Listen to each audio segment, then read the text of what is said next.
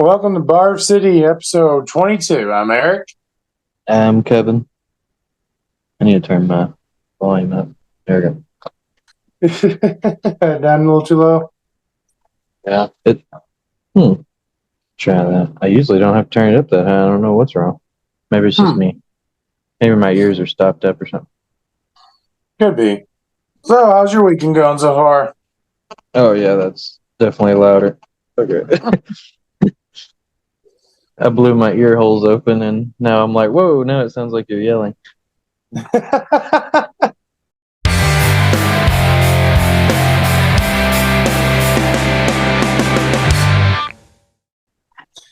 I mean, I pretty much am when I'm talking this because, of course, I'm doing it on my phone.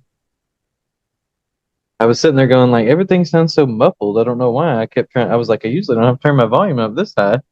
But then I was like, oh, it could be my ears. And so I was like, I kind of did the blow open thing, and then I was like, oh, now it sounds like Eric is yelling at me. Turn that back down. I need to get more prepared and on Sundays and have my laptop ready instead of in the room where it stays. Oh yeah. That way I can actually use a. Eventually, if I can get like a separate room studio like thing at some point in time, my laptop actually records the microphone on my laptop records like way better than my headset. Now my headset isn't bad, but like it could be better. So my laptop is like, so if I could find like a quiet room where it's a little bit trapped on sound, like I could get some really good sound from my laptop. Anyway, yeah, I'm repeating myself. Jay sent me a video about a dude talking about, he had a link in it, I need to look at it. That was one of those higher end mics for like $20 from the company. Mm-hmm. And I was like, I might have to look into that and see actually how good it is. Yeah. I used to use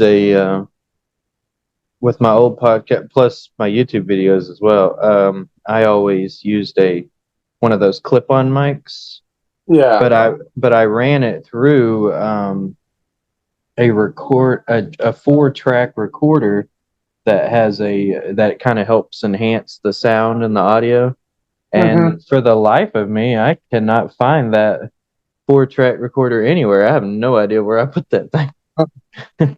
So I'll have to find it eventually. And if I hooked up, like I said, I could hook up like that maybe to that and then run it through my laptop, and it would probably sound like way, way better. So.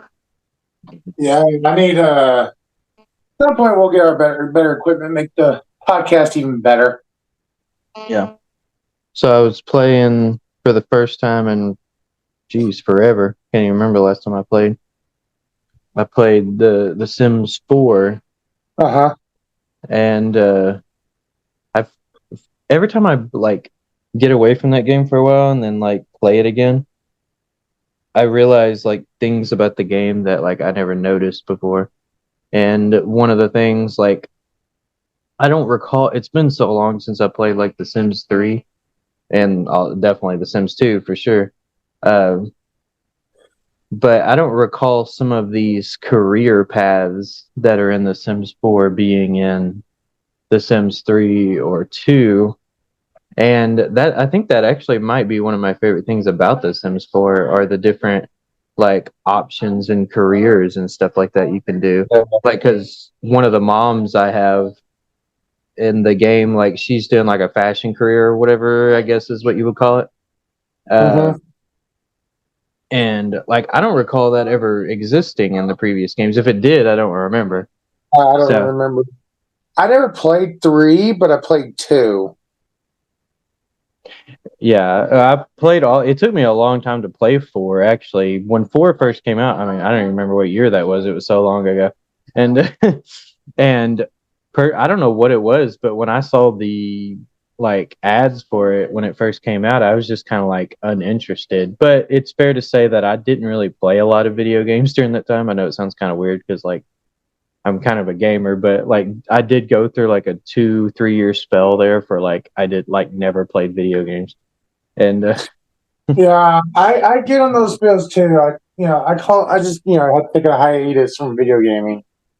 Yeah, I don't know what was wrong with me. I just every game I played, just like nothing was clicking. So and and I had a PS4 at the time, and I bought all these different new games and stuff, and yeah, every game I played, it was just like nothing was like quite clicking with me. But yeah, Yeah, when The Sims 4 came out, I was just kind of like, I don't know, it just looks kind of uninteresting to me. I was like, I don't really see much of a difference. And then I remember like a year after it came out, everyone complaining about the game because apparently they got rid of the open world thing that used to exist in Sims 3.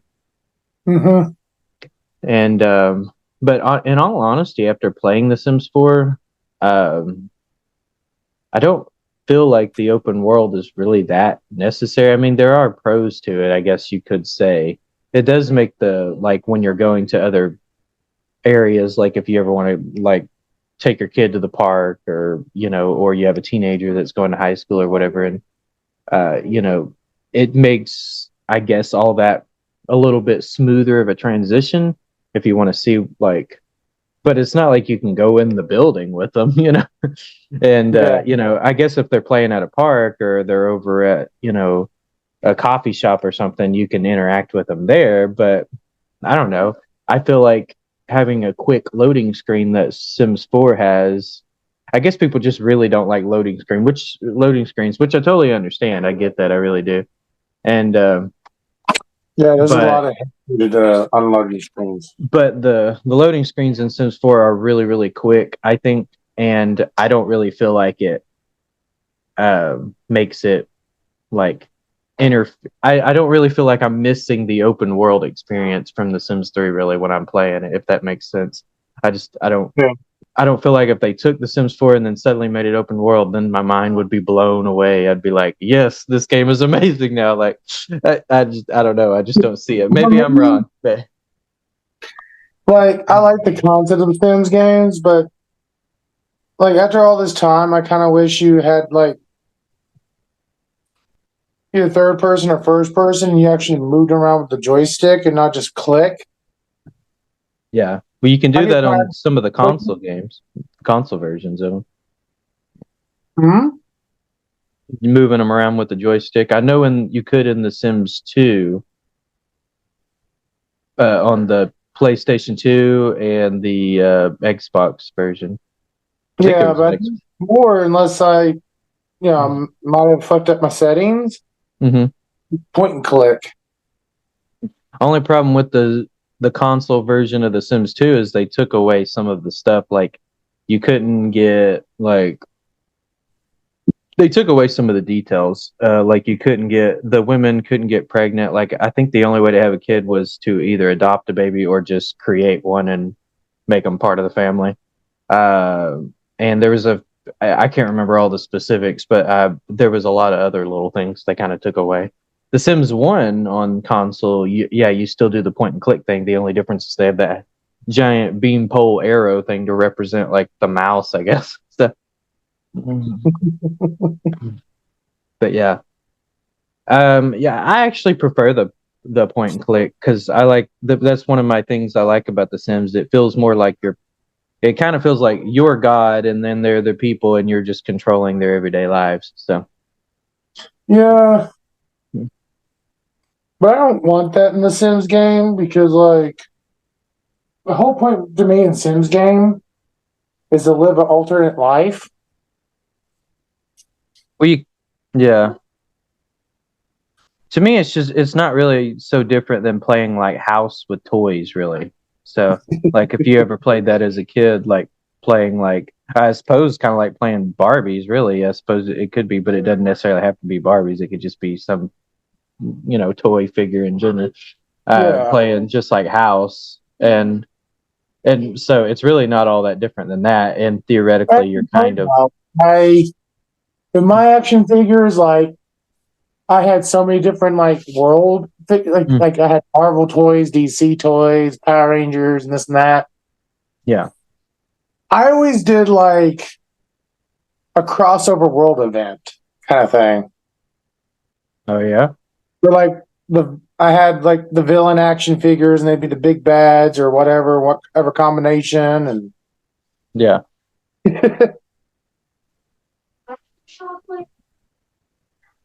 like I just did stuff like that. Yeah. I For had me,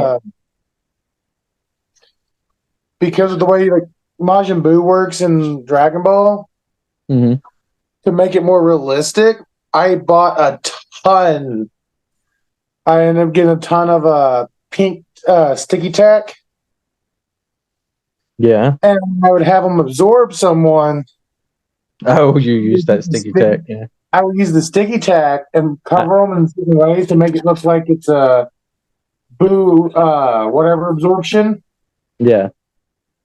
Like I would give them the facial features of Majin Buu, and I would leave certain of the outfits of their clothing outward, so it shows them like, I like need heels. if I'd done it to Goku or Gohan, like Buhan, I put the sticky tack like right above the shirt Some of it. Mhm. and on the sleeve, on the arms, to make it look like he's still wearing the regular shirt with the toy he wore. Yeah, I got creative. Yeah, I never really thought to do the sticky tack thing, but yeah, I will admit, yeah, if I that would have crossed my mind when I was a kid, that definitely sounds like something I would have done. So, because I did like sometimes I did some weird workaround things when I played with toys to make, like one of the probably the silliest thing I ever did when I was a kid, like none of the action figures I had, like the Saiyan action figures, had came with. I bought most of mine at Walmart, so none of them ever had tails. The tails, and so anytime I wanted to do like my own version of the Saiyan saga that I would create, uh, I wanted the Saiyans to have tails. So I would tie bread ties around them and pretend that they were tails. And that way, if they ever got chopped off, if that was part of the story or whatever, then I could just rip the bread tie out of the back of it. Mm-hmm.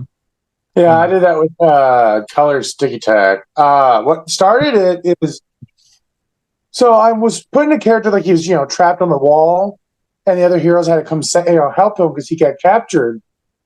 Yeah. And I was sitting there like, how am I going to stick him to this wall that I made? Because I would use Legos to make my world that they were fighting in. So I could like make pieces of buildings chunked off and this and that and stuff. And I was like, how am I going to do this? And I was looking at one of my posters. Like, wait, because I used to be bad about stealing the sticky tack off posters at school, so I could use them on my posters at home. Oh, good. So, because my mom I didn't like the tape because it tore my posters. My mom wouldn't let me use thumbtacks because she didn't want holes in the wall. Yeah, I could use thumbtacks. My mom just wouldn't let me use nails because it'd make too big of holes. So, yeah, my mom, like in most places that we rented, she didn't want a lot of little holes because even with thumbtacks, they'd be like, "Well, you got holes all over the wall." Because I had tons of posters. yeah. And and like I said, tape would tear off the corners if I wasn't careful enough. So I ended up stealing sticky tack from school, and I was like, I'm curious. So I got one of my posters, took it off, took the sticky tack off, and wrapped it around his wrist and stuck him to the bill. I'm like, sticky tack works wonders. And then as I was using sticky tack for other stuff, like making Saiyan tails or certain this or that, Yeah. I ended up buying a couple Majin Buu action figures, and I was like, wait a minute. So instead of buying a toy with the next time I could, I bought a bunch of pink sticky tack. And started playing with it, and I'm like, it works amazing! Yeah, it's funny the kind of the weird things you'll do to try to make things work when you're. It's called creativity. Yep.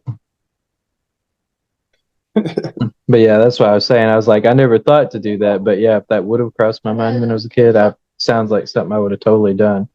So. I did it for Venom's Goop I had some black sticky tack for that, and I used white sticky tack for webbing Mm-hmm. for man.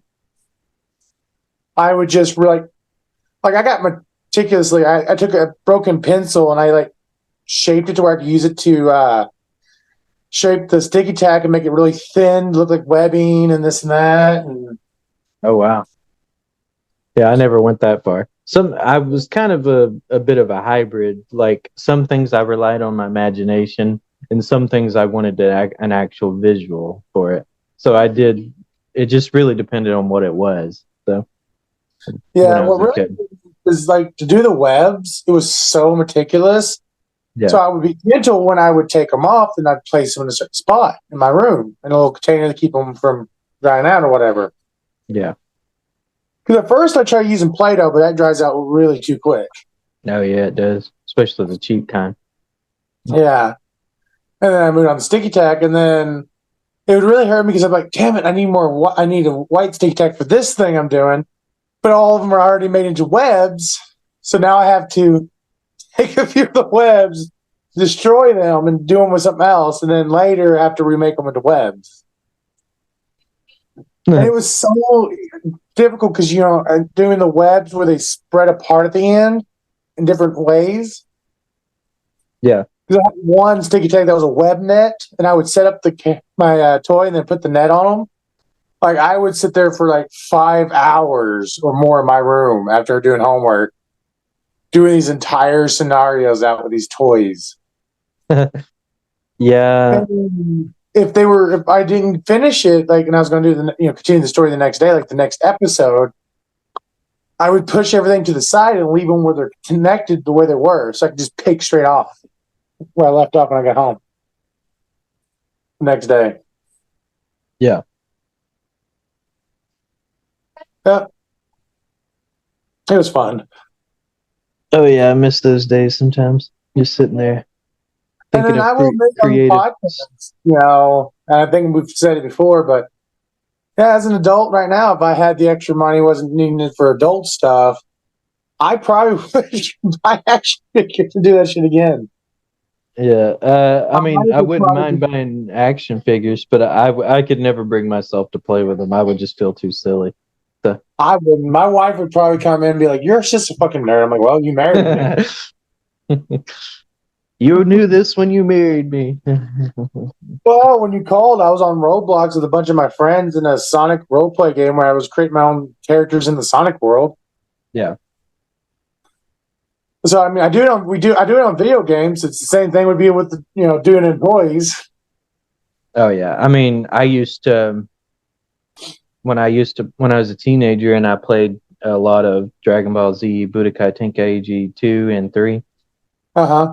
I used to do this weird thing where uh in, after I finished the story and the game and all that stuff, I would do this weird thing where I would like have two different characters fighting each other, and I'd create my own, just like I used to do with action figures. I'd create my own story and I would play out like different scenes in my head and then have them fight it out and stuff like that. I would have fun for hours just doing that.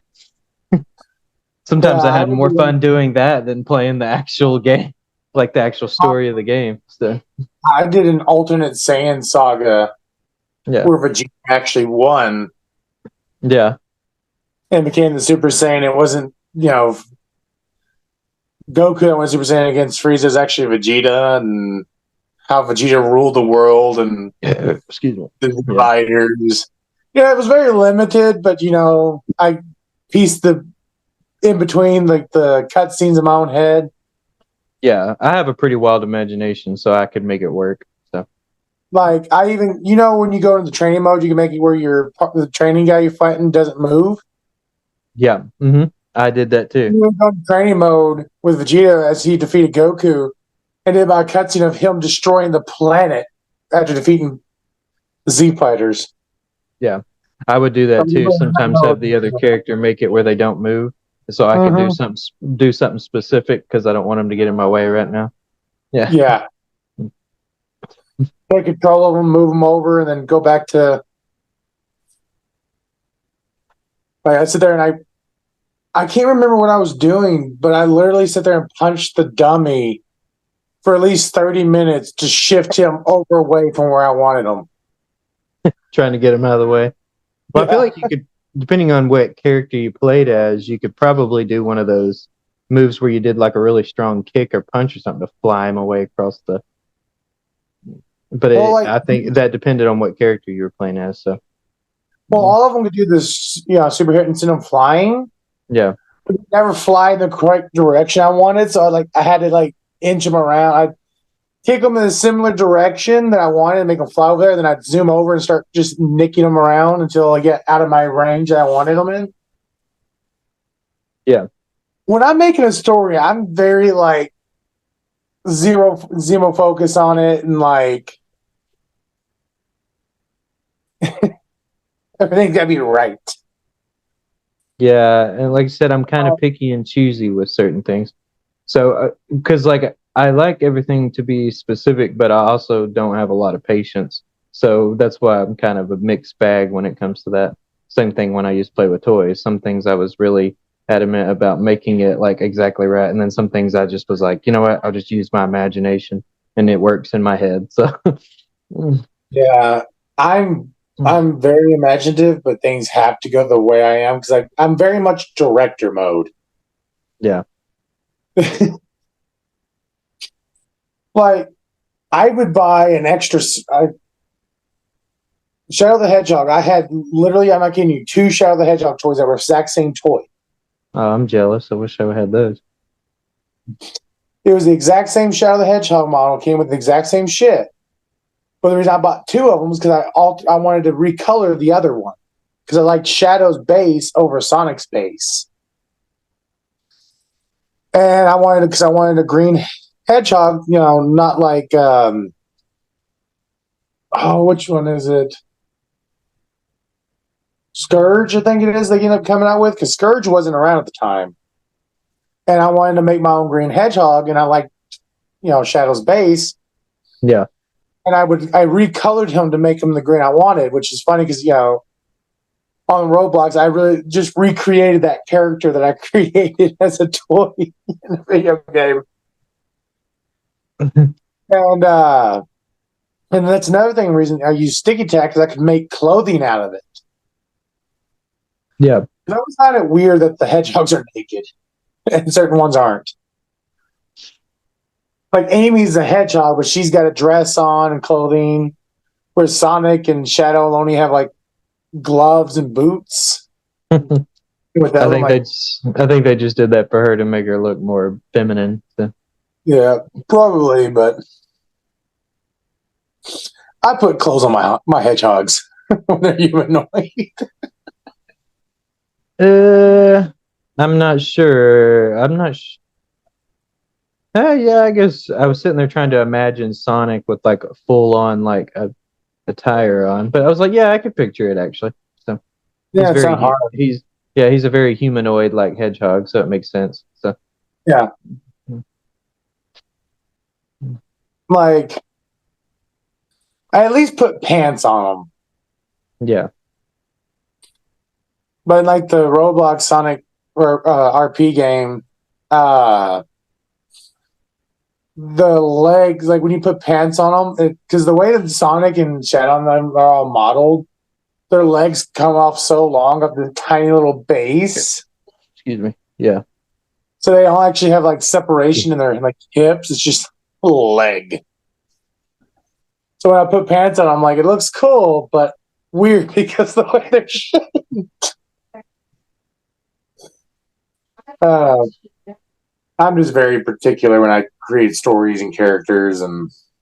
Oh, I understand. I am, like I said, I am to a certain point, but then my impatience starts to kick in. Is that a word, impatient?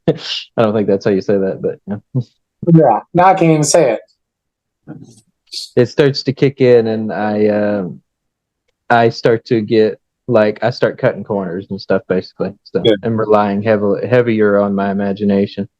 So yeah, that's why I laugh at Jay. He loves the draw, but impatient. Yeah, that's the word I'm looking for. Impatient. He's so impatient because he wants it done and he wants it done right. So when he messes up, it increases in his anxiety levels. So he gets very anxious while he draws. Yeah. That kind of sucks, bro. When you're extremely impatient and you have anxieties when you fuck up and you're very doing something that's I can't speak properly today. When you're having to be very like on point, very what's that word? Meticulous. Yeah. Because like with painting and drawing, if the shade's not just right, or you draw something slightly off centered from the other thing, you're like, "Ugh." Yeah. So you very much have to be a very patient, very calm person when it comes to doing your art a lot of times. Yeah. That's kind of what happened to me when I thought it was going to be really fun to create my own pixel art for my games, because I just purchase pixel art made by other people, but I was going to eventually start practicing my own and making my own so that way I could make it look the way I wanted it to. And I was like, oh, this is going to be I was thinking it was going to be fun, you know. And I started doing it. It was a nightmare. I was just like, oh God, I don't like this at all. It's just too, it tests my patience way too much. I was just like, this is not for me. I was like, I'll just stick to buying other people's made pixel art stuff. Yeah. Well, like for me, I can't draw no more because fucking up my hand Yeah. from punching shit. I love Yeah. to draw. I'm just terrible at it. So I'm glad I found a friend that Yeah. does my official art. Yeah. Takes concept arts from Jay and does it officially. An actual high tech that loves to draw. That's their calming method. So I'm like, yes, I have an artist that doesn't get anxious and will take their time, because I got the patience to wait. Because when I make a project, I want to I'll announce it when I announce it. But also in that announcement, like, this is going to be, it's going to be a couple years in the future. I'll keep you updated on all the developments.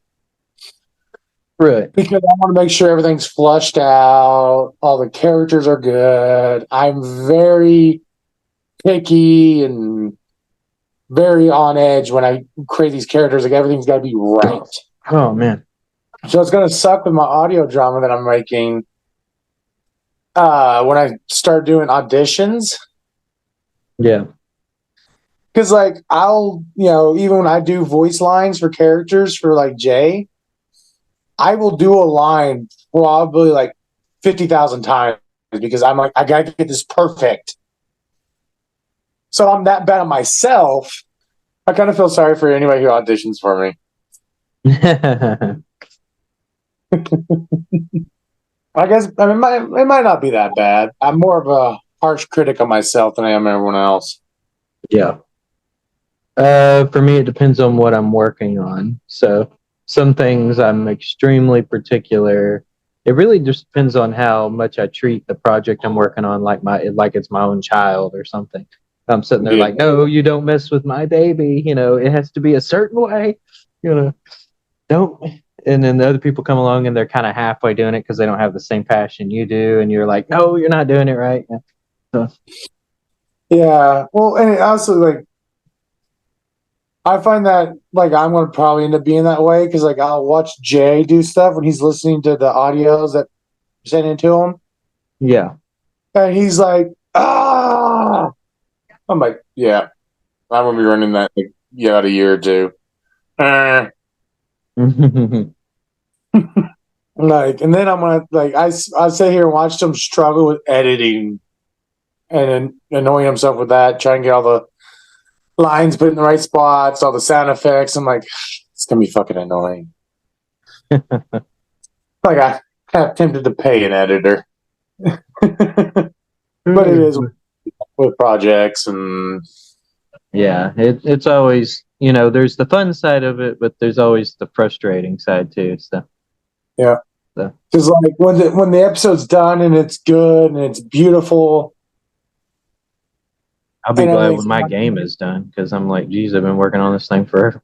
yeah, at least what 2-3 years Something like that, yeah. because I'm almost done, but it really just depends on how long the testing stage will take. So, because I keep finding little bitty, teeny tiny little mistakes I keep coming across. I was like, crap, I messed up there. I got to fix that. Crap, I messed up there. I got to fix that. And they're all just teeny tiny little things, but it will, now that I know that they're there, they'll bother me until I fix it. So I got to go through and fix like I remember when you first were like, I'm about to start, you came up with that big ass book on how to code. it. Oh my God, yeah. You're sitting in the guard check, you're just reading the coding book, and I'm over here like, what the fuck? Yeah, I'll get there eventually. But in the same stint, I would have to do the same thing if I was to create a video game. Yeah. And I mean, for me, I know half the time of creating a video game, it's going to be most likely my wife having to help me because I'm going to get so fucking frustrated. I'm going to throw shit. I've heard of other indie developers, having that problem. Like one guy talked about, he was like, every time he bumped into a problem with the code, he's like, it's not when there was a problem with the code. It was like when I couldn't figure out why the code was doing that. And he was like, I'd be sitting there for hours, like maybe it's this, and it wouldn't work. He would get up and have to like start slamming his fist against the wall. I was like, yeah, I could see that. Mm-hmm. Also, like with my script for my audio drama, basically what I'm going to do is have one of the free times me and my wife's got together, us sit together and I just talk the script out and how it acted and let her type it. Yeah. Because if I go to type it and try to get it out of my head, I'm either going to make spelling errors, which are going to end up pissing me off, That's or my one of my dyslexia number is going one to problems. Yeah. my dyslexia is going to act up, and I'm not going to read anything, understand anything that I'm doing. Yeah. And It is again, hard sometimes to get what's in my head onto the story. Like sometimes I don't know why it's like there's a blockage there. Sometimes it's like I can't quite get what's in my head onto the story. Yeah. I'm going to look like a complete and total fucking weirdo because I'm going to be sitting in the middle of my living room acting it out and talking the lines. And Hey, all this sometimes you got to do that. I do that sometimes when I put on music. I'll be by my apartment by myself. I'll put on some music and I'll kind of be literally acting out some scenes sometimes that I want to put in my game to kind of get it quite right. I was like, this is the way I want it to be, like this. Yeah, I'm gonna look like a fucking I'm just weirdo. glad I just really hope there's not a hidden camera in my apartment. Otherwise, I'd look like a freaking, yeah, like you just said, I'd look like a weirdo. Oh yeah, I've been saving up all those footage. I want to make a whole YouTube channel about it. Oh, you are? Yeah. Yep. About me acting like a weirdo trying to act out my game scenes. Yeah. I'm just gonna title each video like part 1 to whatever. Sitting there folding my arms for the villain, trying to act like a badass. Like, oh yeah. Like, look at Kevin, he thinks he's cool. I'm like, no, trust me, I don't think I'm cool. I'm just acting out the scenes. It'll be titled "Weirdo in the Middle of Making a Video Game" Part 1. But you know how many people would probably comment on that? It's like, man, I feel you, bro. I feel you.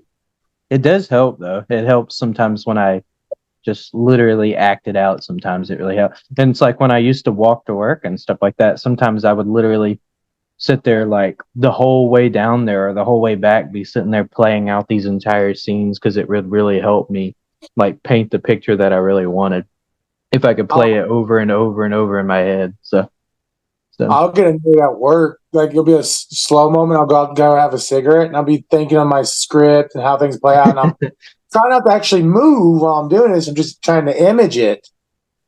And I'll be in the middle of getting this how I wanted the story or this section to go, and a truck will pop up and it will ruin it. I'm like, oh, got it.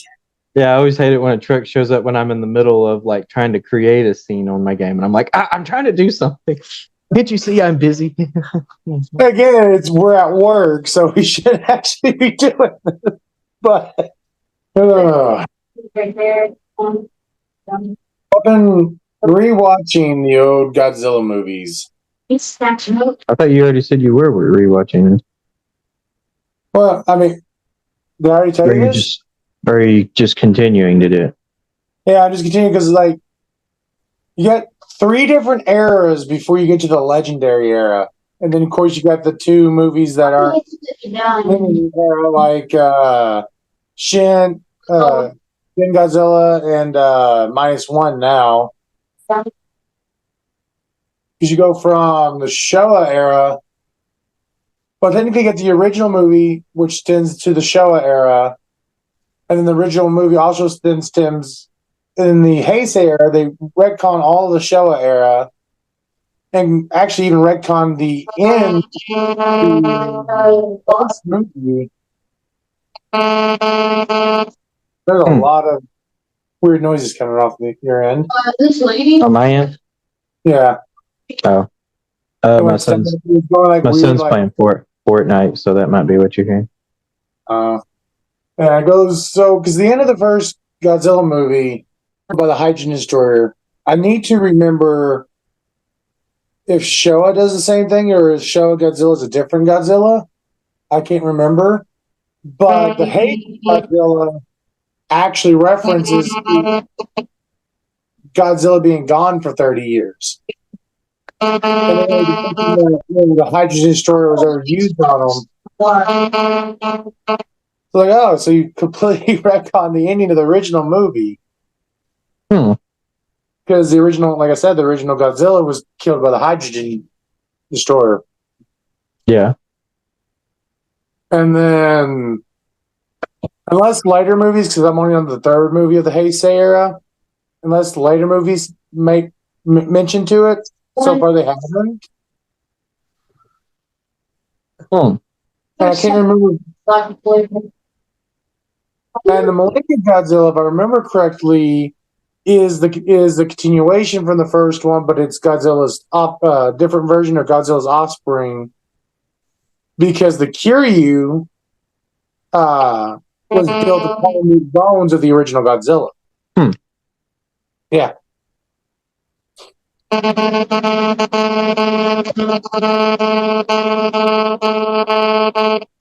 Shooting his gun. Do what?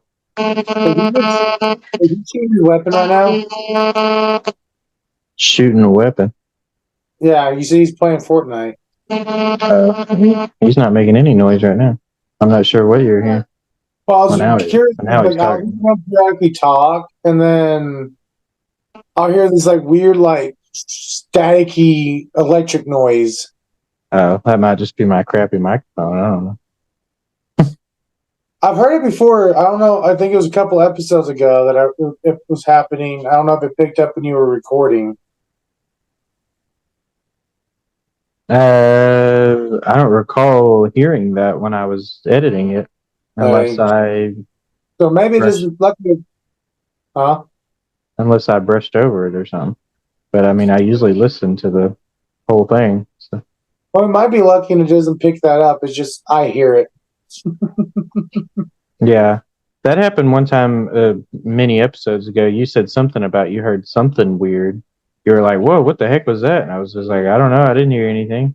And then you explained the noise to me. And then when I was like, well, I might have to edit it out. But then when I listened at that exact part of the editing, I was like, I didn't hear anything. I was like, I don't know what he heard. So. Yeah, I think it's just a little static noise that I can only hear. Luckily, it doesn't get picked up in the recording because I guess the recording software wouldn't pick it up because it's within the app itself. So, yeah, I think it will only pick up things that are like coming back. Like if I had an echo coming back on my end, you probably would pick that up. But since mine doesn't echo from yours, like if my mic picked up the audio that my speaker was playing, you probably would pick it up, but since it doesn't, luckily, we don't have to hear that back.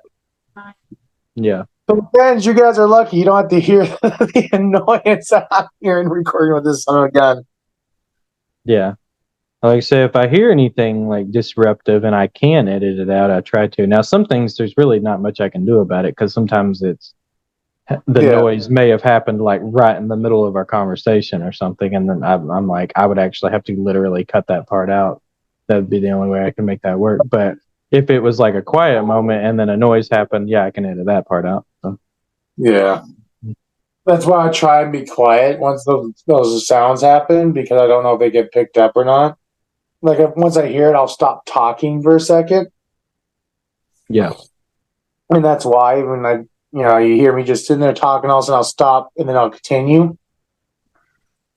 It's because I'm catching something weird and I'm waiting for it. I don't know. Like earlier, it was so random. There was like a sudden clash of really loud thunder outside, and then ever since then, I haven't heard anything. It was just like one random thunder moment. I was like, that was weird. It was so loud it made the windows shake, and then it just immediately just stopped. So, Yeah. No, I hate election year anymore. oh yeah, Because that's all anyone ever talks about. not just that, is like I'll go on YouTube and I'll watch YouTube shorts, right? Just to pass a quick time. I don't feel like watching a full video. Yeah. Which in the end, I watch more than a full video, watching all these clips together. But and most of the time I watch a little short, and it might send me into a video that I want to watch the full, from the whole clip. Yeah. Typically, it's something goofy or maybe a cop pulling or a biker or road rage stuff that's entertaining to me. But the past few weeks, all I'm getting is either like religious debates, political debates. I'm like, man. Surprisingly, I haven't seen any political debates, or at least not heavy amounts of them, on my real Instagram reels, really. So, I mean, sometimes they'll make some jokes about like maybe Joe Biden or Donald Trump or something, but like beyond that, I haven't really seen anything super heavy here lately. Yeah, I haven't seen anything but YouTube's like YouTube. And the thing is, a lot of these videos that are popping back up are old videos. It's like YouTube is resurging these older videos, or at least people in the political stuff are watching them more often, I guess. Mm-hmm. And trying to like give themselves refresher courses. I guess getting ready for the debates coming up with their friends or whatever. Yeah, the closer it gets to it, the more people start talking about it online. So, yeah, so like I'm guessing like that's the reason it's constantly popping up on my screen on YouTube. Is these clips are getting a resurgence because people are trying to re-up themselves on what they're about to talk about. Yeah.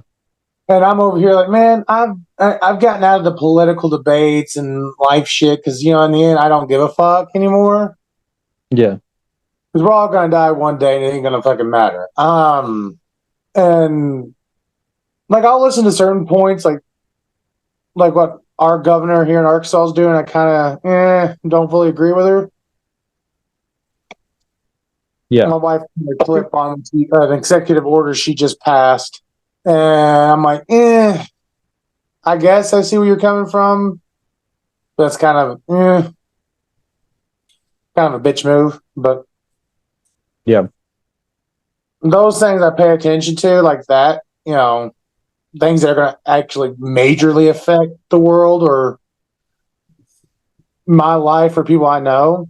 But most political stuff is so fucking simple, and it's things that are going to actively be like people debating over like gas prices, which president gave us the best gas prices. I'm like, dude, gas prices have always fluctuated no matter what president we fucking. Well, that's one of the main problems. Every time like something like with gas prices, but sometimes prices in general, any way they slowly sway, they immediately are like, oh, thank you, president, or oh god, I hate this president. The prices are high, and I'm like, well, first of all, that's just the businesses raising or lowering the price. That really has nothing to do with what the president's doing right now. Now, sometimes it can affect that, but they treat it like every single decision they make is like going to affect the gas prices or the grocery prices or something.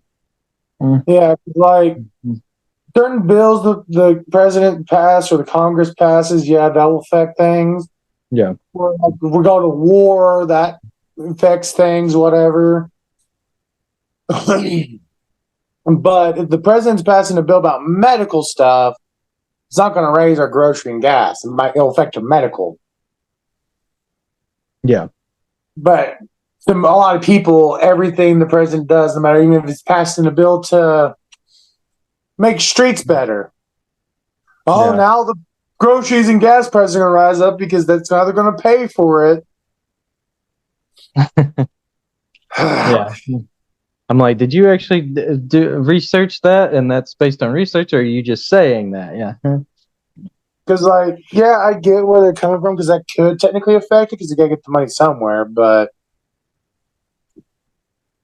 most of that's them alternating funds or putting more funds from something that doesn't quite need all the funding at that point to something else. Yeah. Because, like, if we're not at war, we don't need a lot of funding in our military weapons. Well, not as much. Yeah. Well, you know what I mean. Yeah. We could gob $100,000 and put it in the roads. Yeah. Or, oh, there's just too many things in the country that has to have funding, which is a weird concept to think about. Yep, we're pretty much the only animals on the planet that pay to live here. So, but anyway, Yeah. so did you do anything exciting this weekend? Well, not really. So I far mean, this weekend, I guess. I dealt with some friend and cousin drama. But other than that, we Dealt with drama, huh? Mm-hmm. That's always fun, I guess. Had some. The wife made some pretty good chicken sandwiches last night for supper. She decided to, at the last few minutes of the chicken cooking and the baking, she put the buns in there to crisp them up. I've been eating a lot of egg sandwiches the last several days because that's all I can afford. At least for the next couple of weeks, until I get caught a little bit back up. So. Yeah. But it's all good. I actually kind of was craving some egg sandwiches, so I was like, well, eggs are pretty cheap. I'll just buy these bunch of eggs and just eat egg sandwiches. So I love egg sandwiches. yeah. I'm normally not big. I mean, I'm very indifferent about eggs, but once in a blue moon, like once every 3 or 4 years or so, I'll just crave the crap out of like an egg sandwich. And I'm just kind of like in that phase right now because I was eating a lot of spaghetti because it's pretty cheap to make too. But I kind of got tired of it from eating it so much. So I was like, I kind of want some egg sandwiches. So that's what I've been eating. Yeah, I was on the phone with my cousin last night, and I was like, "So yeah, I gotta cook me some food." I'm like, "What are you cooking?" He's like, "Ramen." He's just all like, "That's all I can afford right now." He's like, "I caught up on all my bills, and that's all that's left for food. It's not for ramen." Like, well, at least you're caught up on your bills. Next week should be better. Yeah, but that's next week. Yep. I think I start all over again. Yeah. Well, he got a new job that's more to his liking, and allows him to be home and this and that all the time, and Oh, that's good. actually start working on his trailer and keep getting his bills down, and because his house was going to a mess because he was OTR. So and one of the companies he was with, he was rarely ever at home. Yeah. And then he switched to a company that way he can be home at least on the weekends, so he can have his son. But he was still gone too much to keep his house up, and his roommates that he had didn't. One of them just trashed the place, and then he got a job that way he'd be home every night. We had to drive 2 hours for it, so that was taking a lot of money. Yeah, I've been there and done that before. That sucks. So he went back to over the road, and where he was only off on the weekends, and now he finally got a job where he's home every day and making a good amount of money. And it's not that far of a drive. Like, man, you just jumping jobs all over the place. He's like, yeah, no. He's like, oh, let me find one good job to stick with. I'm like, man, my job was only good because we finally got raises and shit. But I was struggling, bro. And you make more money than me. Yeah, but I got more things to pay. I'm like, well, that's your own fault. Yeah. Like I don't have to have a new car. I buy old cars that are cheap on insurance, like $30 a month. Jeez, how you get away with that? Well, our cheaper thing is like 80, $90. Well, yeah, that's about. I was about to say, even when I get a used car, I usually pay at least 70 a month. So Yeah. But like, people are buying cars and like, oh, I got paid $200 a month on insurance. I'm like, God damn. yeah, well, that's because they're probably required to have full coverage, and it's a newer car, and yeah, Yeah. Look, I'm good with, just partial coverage and on a cheap vehicle that if it gets scrapes and dings, I'm like, it just adds more to it. Already a bunch I'm there. I'm required to have full coverage right now, but once my car drops under a certain price, once I get it paid under there, they're going to allow me to drop it down to liability, which will be really nice because that'll save me a lot of money. So. Oh, yeah. But my cousin's like, yeah, but you pay like almost $200 on your Wi-Fi. I'm like, yeah, because I want gig speed internet. Like I use my internet more than I use my car. Yeah, So my car, I go back and forth to work to home and maybe go out and do something for a little bit, but then I'm back yeah. home for hours. Plus, you play a lot of online games, and it really helps when you have the highest speed when you play those. So I If know. I was doing nothing but driving, delivering stuff for work or whatever in my vehicle, yeah, I'm going to pay for fucking full coverage. Yeah, that makes Yeah, because that's sense. what I'm using the most, and I'm gone all the time with it. But I go to work and it's parked for 8 hours. I come home and it's parked for the rest of the night unless me and my wife go out to do something, Yeah. I know I used to have a roommate that he played a lot of online games, and we had like that mid-tier internet for a while there. And every Yeah. time he would be on there playing online, like the internet would just drop. I could barely get a YouTube page to load, or a YouTube video to load. And so finally, I bumped it up to the highest speed, and after that, it was like smooth as butter. I was like, oh yeah, if you're ever gonna do that, you just have to go for the highest speed. So. Yep. And then like, because it was finally my buddy on Xbox Shadow. They just got updated internet, but they were on that dial-up still. Oh God, I didn't even know that existed. Oh yeah, because they're finally killing the rest of it because dial-up went to that Wi-Fi for a little while, Yeah. like great Wi-Fi instead of just having to plug straight into it. And then he still had that. They got grandfathered in, so they were only paying like $50 for their internet. So his grandparents kept it. Yeah, yeah. And we were playing Red Dead. It was funny. This dude was lagging all over the place. Like there was one moment he was in front of me. His horse launched up in the air, took a shit, and then went behind me. That's funny. I'm like, what the fuck? And it was he used that so much to his advantage because like he like mean mugged, slow walked up to this guy who shot me off my horse, and the dude was just like rapidly firing at him, and because of his lag, he just walked straight, and none of them hit him. And once the dude realized this dude, he was lagging so bad he couldn't actually shoot him, he started booking it. Yeah. But now he's got good internet, so he actually will get shot now. So he's got to be more careful. But yeah, Yeah, it I makes a pay difference. for what I use the most. And like with gas prices, and stuff. My car, I got two vehicles that are really good on gas. Even my Jeep's good on gas compared to most people's vehicles. And the Jeep gets drove the least, and that's because my wife drives it to work, and I drive the car because I drive further and I'm going to work more often. And $20 will last us an entire week. Yeah. So you're looking at $40 for two cars a week, if that on the Jeep, because sometimes we don't even have to do anything on the Jeep for 2-3 weeks because how little it's driven for her job. Yeah. And So I'm like, gas prices don't really affect me, and it's still cheap as fuck for me.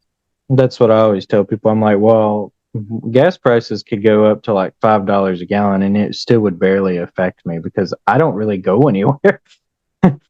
Well, like I'm like, at now that if I did a lot more point, driving, then I would be complaining. But I guess these people drive all the time, or they have a longer commute to work, I guess. So, yeah. The thing is, that's why I've got vehicles that are easier on gas or whatever. yeah. My car's really, really good on gas mileage. It's probably one of the best cars I've owned that when it comes to gas mileage. I'm like, Yeah, yeah, because I only have to fill up. Now, again, I don't drive a whole lot, and my drive to work is very short, so keep that in mind. But yeah, I only fill up like once every 3 weeks, or sometimes only once a month. So, and it only costs me like $25 to fill up. So yeah, my yeah. money might be leaking out in other places, but gas ain't one of them. It's going out with different bills. Yeah. So, Well, that's the thing. That's why you have to live your life. yeah.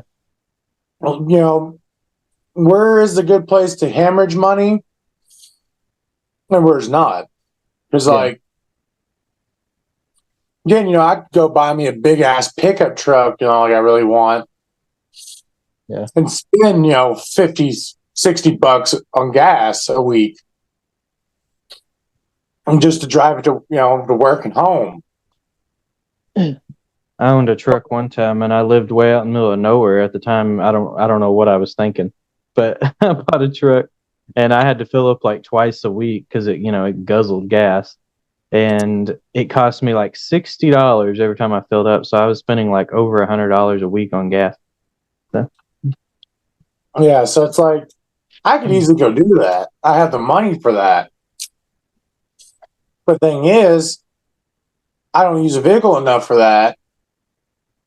So why not go for a cheaper on gas vehicle and use that extra, $40 on something else? yeah. Like, putting it towards my Wi-Fi that I use on the daily and my wife uses on the daily. Or into the savings account because we're planning on buying a house and yada yada yada. Yeah. Yeah, it's all based on preference on what is important to the individual. So some people may look, like raise their eyebrows at the amount of money they spend on something. They may be like, how can you spend that much money on that? And it's like, well, that's just something that's really important to me. I like, this is something I enjoy. And so I spend a lot of money on it. So, Do the people I raise my eyebrow to is the people that spend expensive stuff on everything. yeah, well, some people just are bad at managing money. So they just blow money like it's burning a hole in their pocket. But yeah. But It's like there's nothing wrong with splurging a little, but especially if it's just on one thing. So during the winter, the only bill that typically breaks 100 is my Wi-Fi because that's naturally where it is. yeah, Now during the summer, because I have heat strokes, my electric bill shoots up because I have to keep the house cold. yeah. Oh, I keep my house cold in the summer too, but that's just again that's something that I would rather spend the extra money and stay nice and comfortable But than be miserable and save money. the house I'm currently in doesn't have the best insulation, and Yeah, I need new windows and this and that, and the flooring messed up. yeah, Well, that will even go cheaper once we get finally get our place that we're going for, because we're being meticulous on that aspect. Because of course at work our guard shack gets so fucking hot. yeah. Oh yeah, Come home, I need to cool the fuck down, or I'm about to fucking die. yeah, And it pisses me off because like that's a side effect of working in the factory. Is where I got my heat strokes. Like I used to work out in the fucking midday in the summer, out on a farm, straight in the heat, and never got a heat stroke. Never even get close. Work in a factory for 5 months, fall out because of a heat stroke. yeah. Well, And sometimes being in a building or in a vicinity of some kind can make that worse because it's kind of like that trapped air that's also hot. So it's like, Not only that, is the building's hot from outside heating it. yeah, Then I'm inside a tanker welding it. So I was in a building inside of a metal container with heat. yeah, And the building outside the tanker literally got up to 100 and I think it was 15 degrees one time when it was only like 90 outside. So you even add even more when I'm inside that tanker welding. yeah. And, people are like, man, did you not notice? I'm like, no, because I've never had a heat stroke before. I never even knew what a heat stroke was. I mean, I knew what it was. Right. You but I just never didn't knew like how it know what felt. it felt. Yeah. So, like, I knew I was getting a little dizzy, but I was like, well, I'm in here with these fumes. I thought it was just the fumes because they made me a little ill before. But then I Yeah. just fucking passed out and I was dangling there on a fucking harness.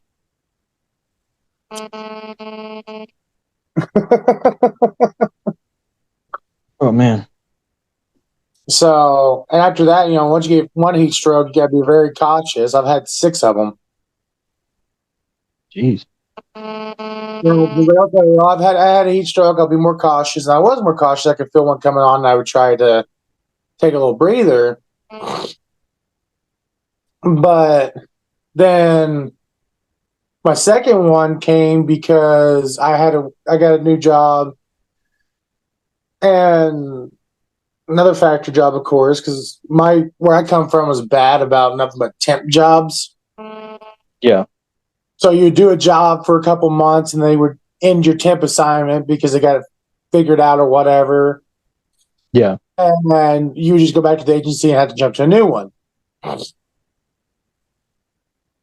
And then I ended up working for a company that I told them, like, hey, I need to go to the break room and get me an electrolyte popsicle. I'm about to overheat. Oh, Yeah. no, you're fine. You're nothing's wrong with you. But dude, I had one just a couple months ago. I know how they feel. I know what it's about to happen. I'm like, when I went to the bathroom, my piss was almost fucking dark orange. And barely anything came out. I'm like, I'm dehydrating. And they didn't pay attention. I fell the fuck over, had another heat stroke. And I got, kicked off that job for it. Yeah. Factory jobs are brutal. Yeah. And after that second one, dude, could barely go outside and hang on my buddies in the sun, or I would start just piss pouring sweat and then just go dry. And I'm like, oh fuck.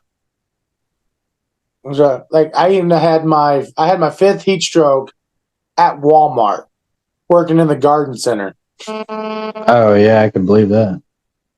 Like once I got up to that number, it didn't take nothing to have a heat stroke. Yeah. So last year, I was so fucking worried in that guard check last year. Like I was sipping on the Gatorade and bought like 3 bottles of water. That's why this year I want to get the electrolyte popsicle for everyone. Yeah. Because they work wonders. So yeah, and that's now I was like, I can't.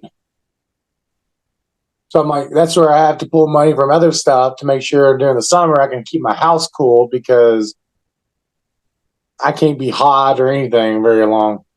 Yeah, between the recordings, like since we have to do it in the spaces, I listen to music.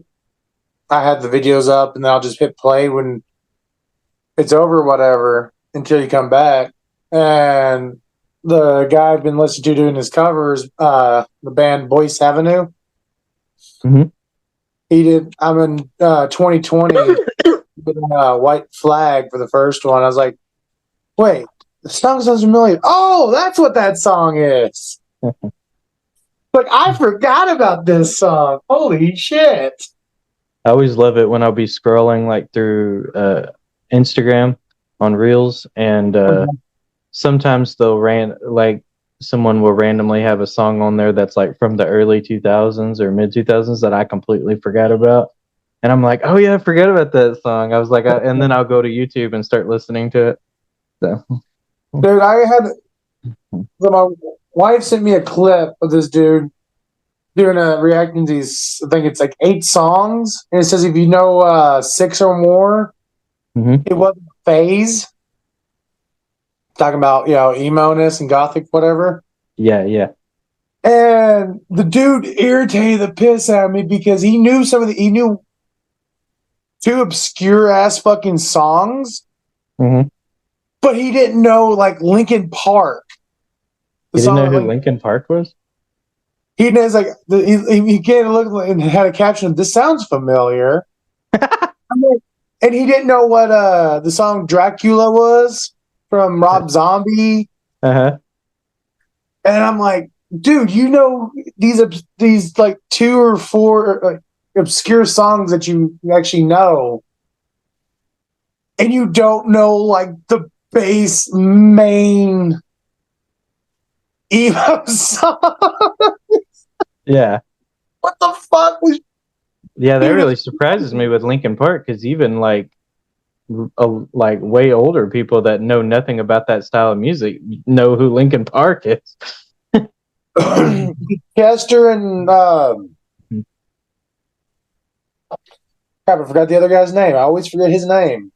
You're talking about the one that does the rap sessions? Yeah, I forget his name too. Fuck. But they're such great singers, and they switched up their style in a way that it didn't feel like it wasn't them. It felt like it was just them in a new age. Yeah. Because like as long as like there's a few bands that can do that. Because like a lot of bands, they'll switch up the style to keep with the new age. Yeah. And they'll sound completely off. It's like what the. Yeah, it's tricky to do. Some bands, I know Skillet's really good about doing that too. They can change their style but they still have that core sound to them. So. Yeah. Like people are like Panic at the Disco doesn't sound the same. Like, yeah, they do. They just kind of sound like more poppy versions of themselves. Yeah. Same with Maroon 5. Yeah. They just went more poppy, and there are always like undertones of pop to their songs anyways. Yeah. They just switched what was primarily out. That was the forefront of their style. Yeah. Linkin Park, same way. I mean, what helped with Linkin Park, I believe in like Maroon 5 and Panic at the Disco, is what they were doing with their albums is their songs stayed in the same like bass tone. Excuse me. But they would slightly alter it. Like you go from In the End to Crawling. Those actually sound like 2 different fucking songs. But the same at the same time. Because they still kept that same undertone between those 2 songs. They're like Paper Cut and Numb. And then you get something like The New Divide or Breaking the Habit. One More Light. Some of these, they go more. They still all keep the same tune, but in altered versions. Yeah. And they keep them staggering like that in their albums. Like you'll have a couple songs that feel like, oh, this feels like way old Linkin Park. Yeah. Next song will be, okay, it's back in their updated style.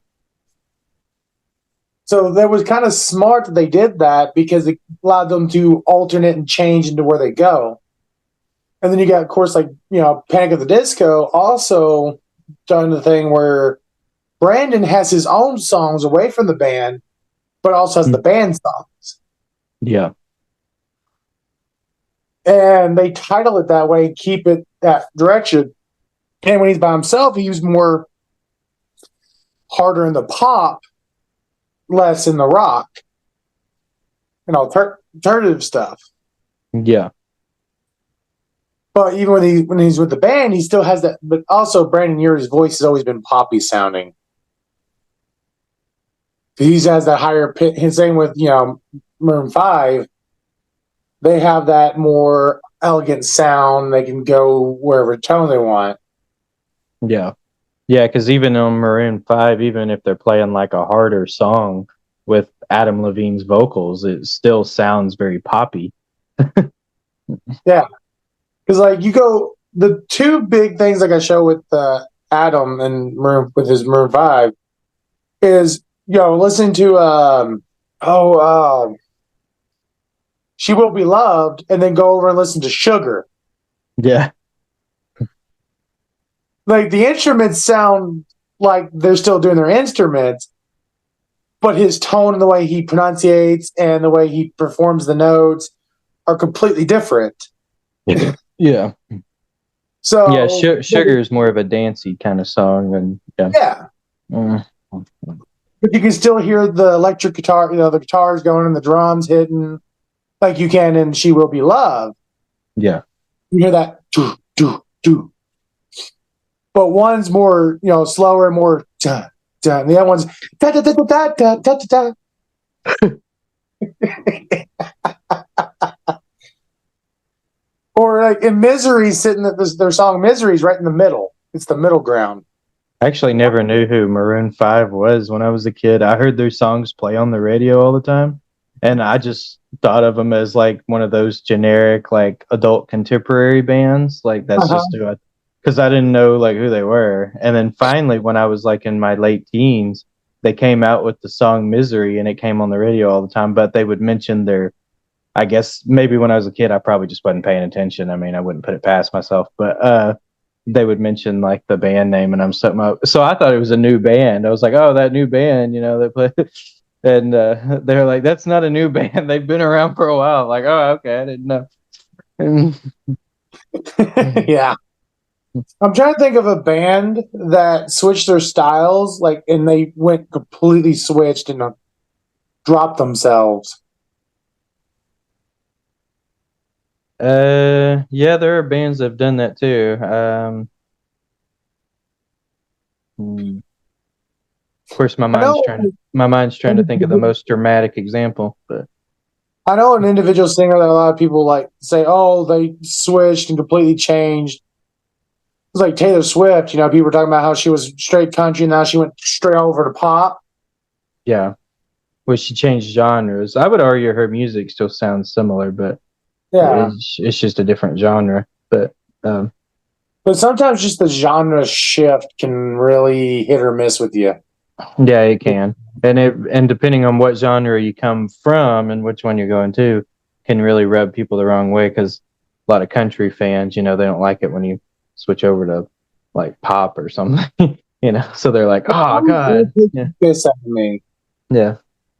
Now if you switch to rock, it's not quite as bad, because a lot of people that are country also like rock. So well, it's same for people that like rock. If you switch over to pop rock, they fucking hate it. Yeah. Like, yeah, but sometimes because then they're like, or if you do like the people with hip hop are the same way too. If they have that underground kind of hip hop sound, and then they make that more dance style hip hop sound that's more mainstream, they're like, oh, now their music's all mainstream, and it sucks, even though they're still playing hip hop. Yeah, but it's just it sounds more mainstream, so they don't like it. So to me, it depends on the artist, because like some artists to me, like they start out in a certain tone. I'm like, this is good, but their voice just something's off, and then they'll switch to a more poppy or pop rock tone. And I'm like, that feels more like their voice. It feels like they're finally coming to who they are. Yeah, and I like them more with the switch. Yeah, but then there have people that switches to a different genre that doesn't line with their voice at all. Yeah, and that's just because that's what's popular. Because it'd be like, George Strait going to pop, singing a pop song. It wouldn't sound it'd sound fucked up as hell because of his voice. that would sound really weird. Like he could probably sing it really fucking well. Yeah. And make it sound good. But it's not even, that's not even a bad if it would sound good or bad. That would just sound weird. Yeah. Because his voice doesn't sound like it would lend to that. Way voice is. Yeah. Some country artists, they could really do they could easily switch over to certain other genres, but pop would be hard for some of them for sure. So yeah, Like I wouldn't want to hear Reba McEntire sing pop because her voice would not lend to it. Same with Dolly Parton. Yeah. Same, Well, same breath. I wouldn't want to hear someone like. I could picture Dolly Parton doing like old school pop from like the 60s or 70s. I could picture her singing a song like that, but yeah, not modern day pop. That would be weird. So yeah, it would be like when I heard. I think it was Beyonce doing a country album. I think it was. I can't remember which artist. Beyonce. Oh, Beyonce. Yeah, I was sitting there going, "Who the heck is? How did I not know who Beyonce was for a second?" That one. My brain was like buffering. Like, who is this? I think it was Beyonce. I can't fucking remember. Yeah, But she did a country song, and like her voice didn't lend to it. Also, in my opinion, Beyonce does not make a good pop artist. She's sounds better when she sticks with R&B style like music. Yeah. So her voice just does not match pop. Like she tries to do those pop dance type songs, and I'm like, yeah, that doesn't sound good to me. But people still like her, so I won't complain. Yeah. Even though technically you just did. Well, I wasn't really complaining. I was just stating my opinion. So there's a little difference there. But yeah, it's just your voice, people's voice. You gotta stick with what your voice is good at. Yeah. Because like, I'm not gonna go out there and hit notes like Brandon Urie or Adam Levine. That just I can get into a high range, but my vocals just don't work for that. So I'm not going to sing that style of song in that range. I mean, I could drop the beat, lower the tone, but it will feel like a whole different song. Yeah. But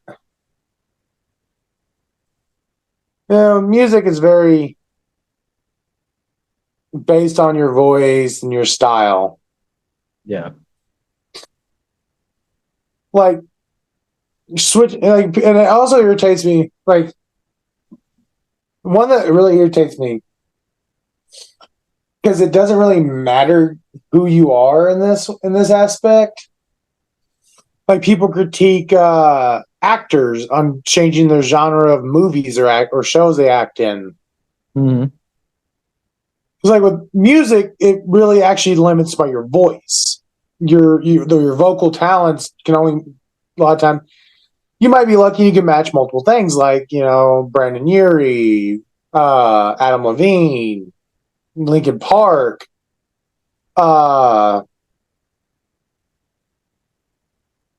Queen.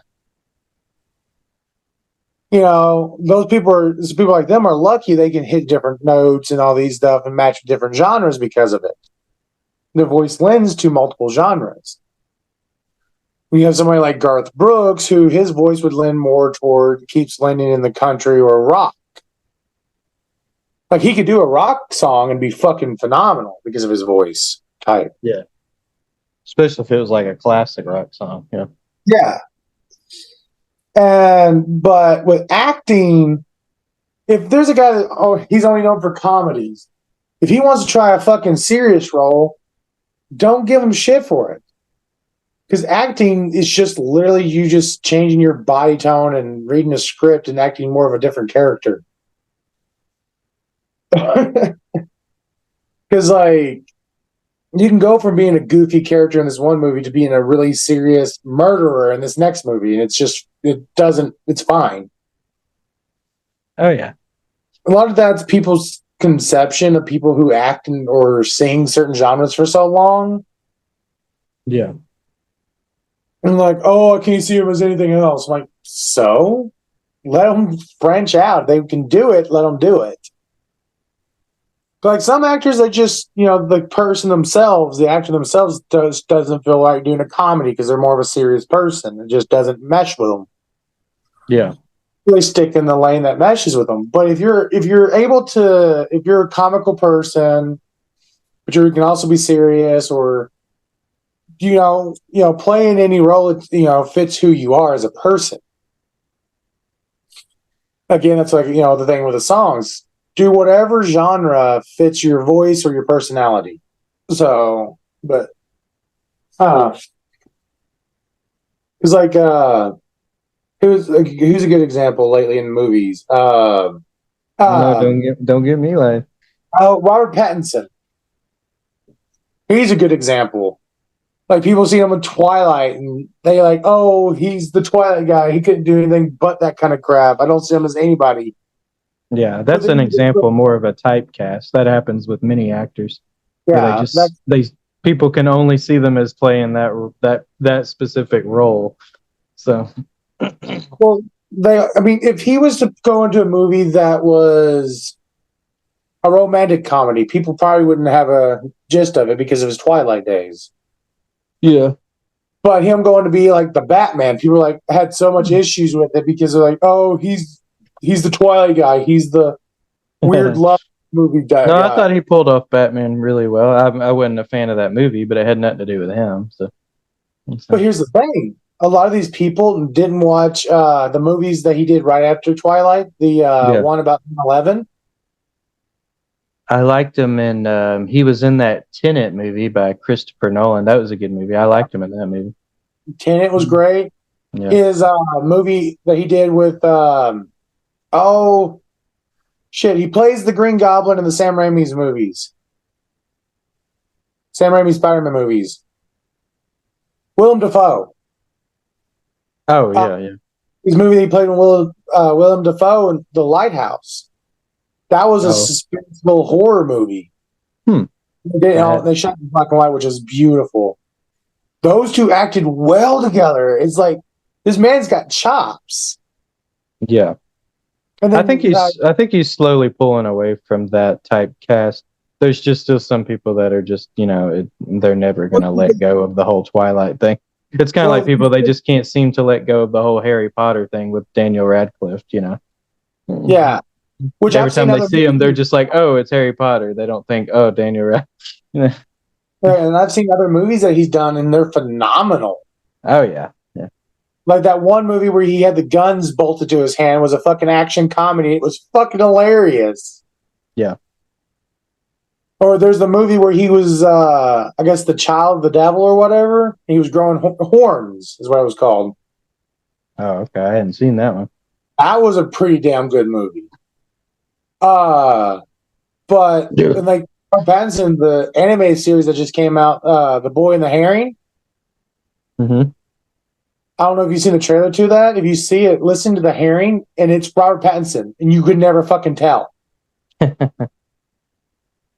Like, this man fucking changed his. I was like, wait, that's fucking Robert Pattinson? What?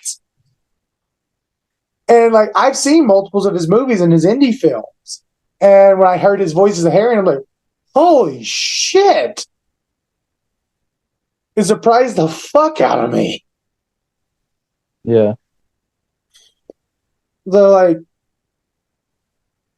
It's like trying to say, who is another one people really typecast?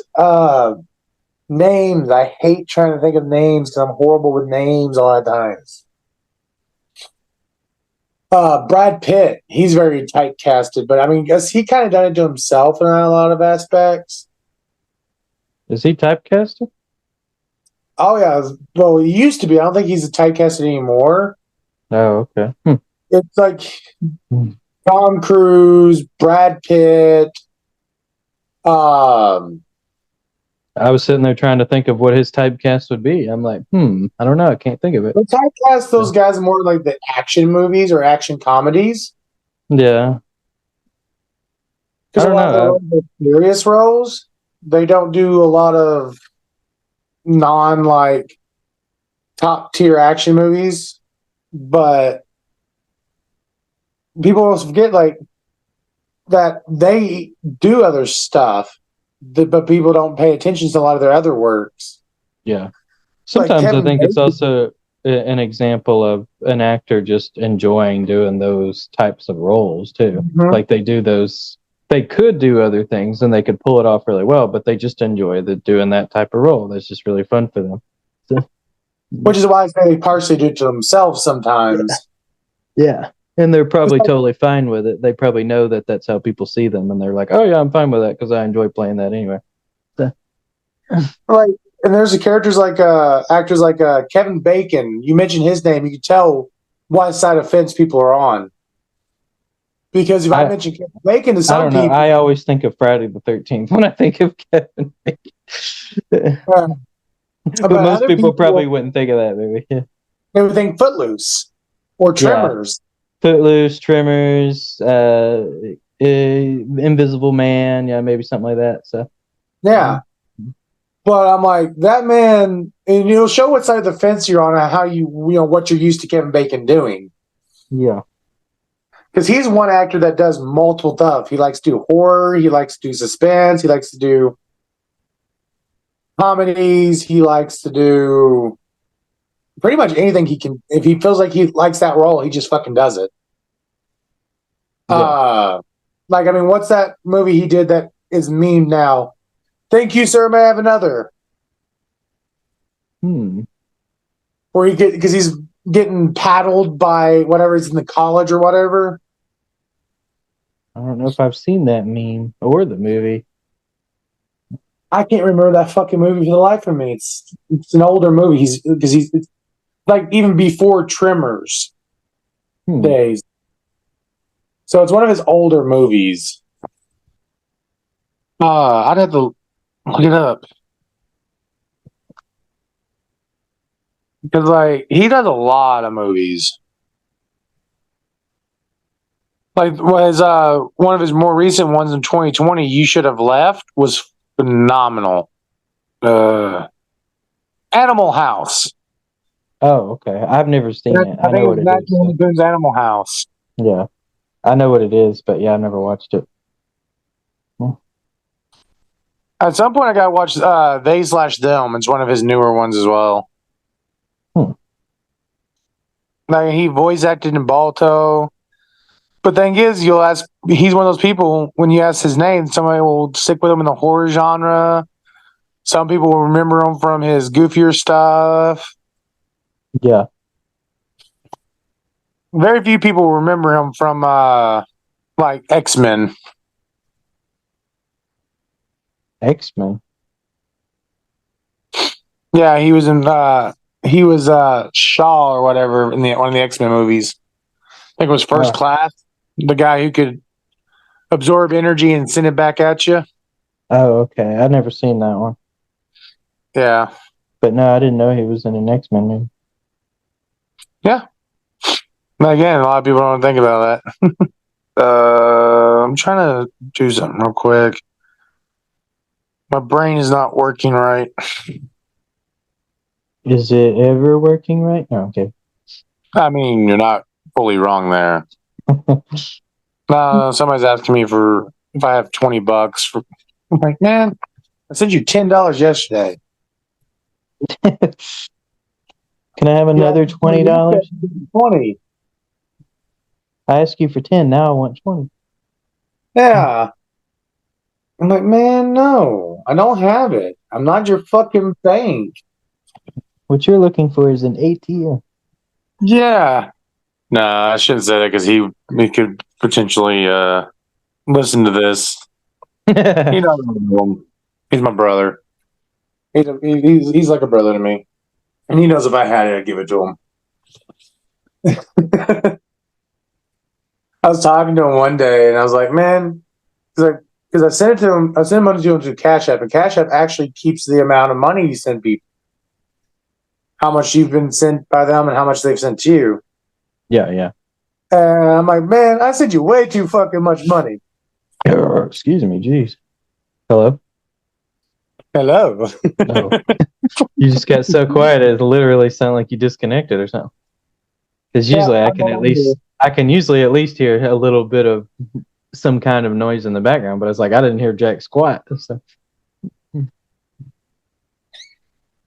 Yeah. I love that response. Hello. Yeah. Hello. Like, oh, you are still there.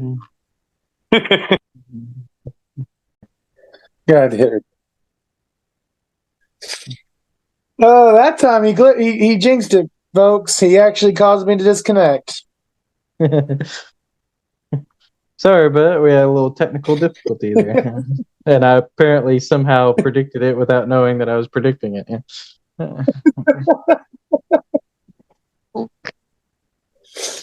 God, you shouldn't have said anything, man. Damn. I know, right? Reminds me of the time where I predicted that I had a dream one time that my tire went flat on my car, and I told somebody about it before I left the house. I was like, "Yeah, I had a dream." I was like, "Hopefully that doesn't happen." It's like, "Well, you shouldn't have said it because now it's going to happen."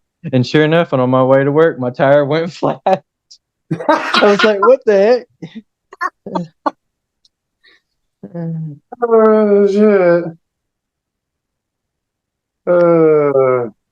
But yeah, well, anyway, even though we're having technical difficulties, we're almost out of time, so that's probably going to be it for this video or this this episode. You know what I'm talking about, yeah. Episode. Yeah, I don't have to use the right words for you to get it. Just understand. Jeez. Anyway, God dang. Make everyone conform to you.